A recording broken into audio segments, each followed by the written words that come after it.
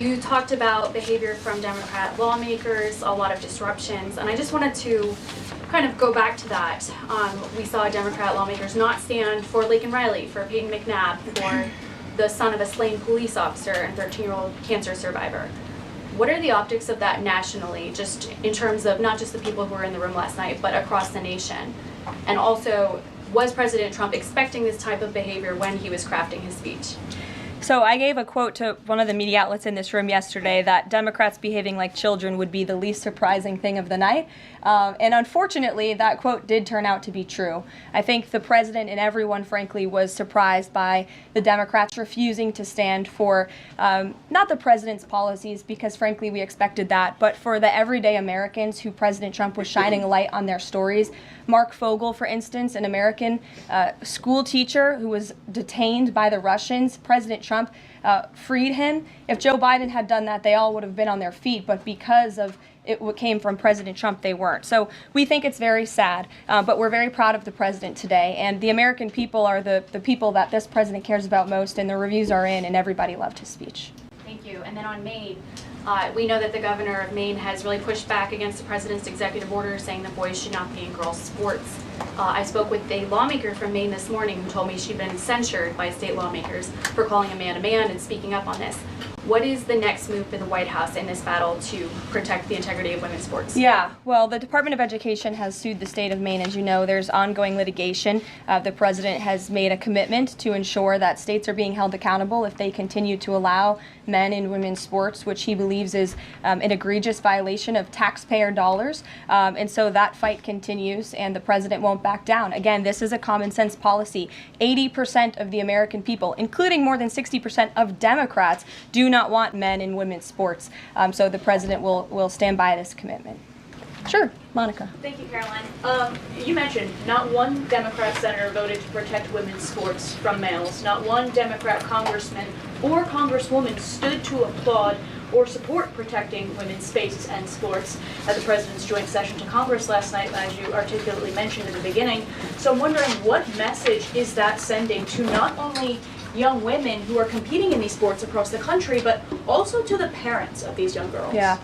I think the message that Americans should take away from last night is that they have a president in the Oval Office who is committed to doing what's right for them, especially women and girls across the country. And I think it's very ironic, thank you for bringing up the point about women, that Democrat women were wearing pink to support our fellow females, yet they couldn't stand, again, for a young woman who was almost killed and severely injured by a man on the volleyball court. They couldn't stand for the mothers of two beautiful young women whose lives were taken tragically at the hands of illegal people. So you can't say you're the party of women and then support men and women's sports and not stand up for basic law and order and immigration reform that will protect women in this country. That's what President Trump is doing. He's the president for women. Okay. Lindsay, good to see you. Thank you, Caroline. Good to see you. So, speaking of tariffs, China said yesterday that they're ready for any kind of war with the U.S. Because of these tariffs that have been placed on them. And a Chinese spokesperson also said that the tariffs would not lead to a resolution of U.S. concerns about fentanyl originating in China. Can you speak to how the administration is planning on responding to that? Well, I think Secretary Hegseth has responded to that this morning. He said that America will always be prepared to defend itself, especially under the leadership of this president in the Oval Office. And that certainly remains true.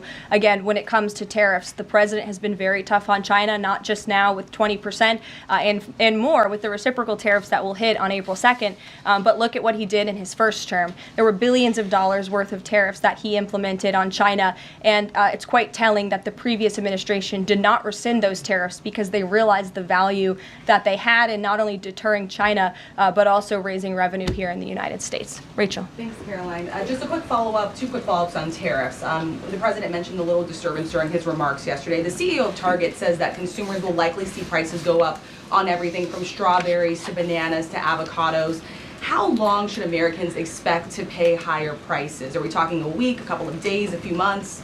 Again, I don't have a crystal ball, but what I can assure the American people is that this president and this administration is doing everything they can. And I would remind you and everybody else in this room that it's because of the previous administration's economic policies that Americans were left with record high inflation. Inflation throughout Joe Biden's entire 48 months in office was at or above 3%. It hit record highs, as you know. And there's a whole list of what the Biden economic disaster this president was left to clean up. It's been a month, but he's working hard every single day to do just that. Follow up on the carve out. Sorry to cut you off there. The U.S. imported $43 million worth of eggs from Canada. I know you mentioned some of the exemptions when it comes to automakers. Will there be any other carve-outs, including for eggs? We know prices are soaring for Americans. The president is open to hearing about additional exemptions. He always has open dialogue, and he'll always do, what's right, what he believes is right for the American people. But again, as for the egg crisis in this country, the president is wholeheartedly committed to ensuring we're increasing our egg supply, and we're also bringing down cost. And Secretary Rollins has been all over this issue. She comes from an agricultural background and family. That's why she's leading that very important department. She wrote an amazing op-ed in the Wall Street Journal. She's been all over the media talking about her plan. She has a real plan. The president endorses it. And he even, gave her an off-the-prompter shout-out last night to say, Brooke, I'm counting on you. It's an important issue. And this White House is working with Secretary of Agriculture every single day to address this issue. Sure. Jordan. Thanks, Karoline. So, what does it say that the Democrats, while they couldn't stand for Americans or stand for victims, they stood for war and clapped for war and clapped for 5 more years of war? Yeah, the president addressed that last night, I think, when he called out Senator Elizabeth Warren and said that, again, as I said in my opening speech, very telling that the Democrats refused to clap for American people and American interests and American priorities, but they did clap for the country of Ukraine, which, by the way, the president's working very hard to end that war. So Democrats should be applauding him for actually doing something about it. Follow up on that if I can. You've spoken recently about how what happened in the Oval Office last week gave Americans an inside look into behind-the-scenes discussions with Zelensky. Is this how he treated Joe Biden and just treated him disrespectfully and received billions of dollars? Well, it's a very interesting question. I don't know if anybody in here asked my predecessor who stood at this podium about that, but there was a report from NBC News that President Biden also got increasingly frustrated with President Zelensky when he was handing out blank checks and President Zelensky kept asking for more. Joe Biden was quite frustrated with that. So again, as I've said repeatedly, Friday revealed the frustrations that this administration has had in closed-door negotiations with the Ukrainians. However, President Zelensky did put out a statement yesterday, which we believe is a positive step forward. And National Security Advisor Mike Waltz has been talking to his Ukrainian counterparts. And so we're in the midst of this, and we'll see what happens next. Caitlin. Thanks, Caroline. I have 2 questions. One on the reprieve that is being granted to these 3 automakers for 1 month on the tariffs on Canada and Mexico. How did the president settle on 1 month?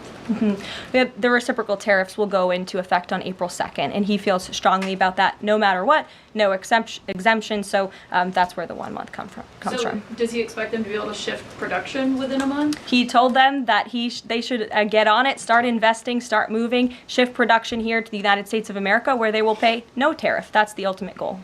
And on the conversations between the White House and the Ukrainians and the letter that President Trump revealed last night that he got from President Zelensky, Director Ratcliffe said today that the president has paused also intelligence sharing with Ukraine. Is that temporary or is that permanent? I believe what the National Security Council told me in regards to that was that they paused or they are reconsidering the funding for Ukraine, as you saw, the pause on the funding. As for intelligence matters, I would refer you to either the National Security Council or the CIA as well. But they're considering lifting or reinstating the military aid going to Ukraine, which they paused. Again, it's a pause for a review. Follow up on that. Sure. The president read parts of the letter that he received last night from President Zelensky. Can you give us a sense of when President Trump now plans to sign that minerals deal after receiving that letter? Those talks are happening as we speak. I just saw the National Security Advisor. He's working very hard on it. I believe he was going into the Oval Office to give the president an update on where this stands. But again, the president is committed to a peace deal. He wants to see this war end. And I think that President Zelensky's message, which he also shared on X as well, is a positive sign in the right direction.